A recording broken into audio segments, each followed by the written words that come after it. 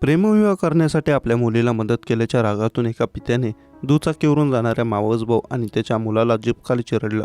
या घटनेत एकाचा जागीच मृत्यू झाला असून एक जण गंभीर जखमी झालाय. थरकाप उडवणारी ही घटना छत्रपती संभाजीनगर शहरातील वाळूज परिसरात गुरुवारी दिनांक 28 रोजी दुपारच्या सुमारास घडली. या घटनेमुळे परिसरात एकच खळबळ उडाली आहे. या घटनेनंतर आरोपी फरार झाला असून पोलीस त्याचा शोध घेत आहेत. सचिन वाकचौरे असं संशयित आरोपीचं नाव आहे, तर पवन शिवराम लोढे वय वर्ष 24 असं मृत तरुणाचं नाव आहे. या घटनेत पवनचे वडील शिवराम लोढे गंभीर जखमी झाले असून त्यांच्या रुग्णालयात उपचार सुरू आहेत. मिळालेल्या माहितीनुसार आरोपी सचिन याच्या मुलीने काही दिवसांपूर्वी प्रेमविवाह केला होता.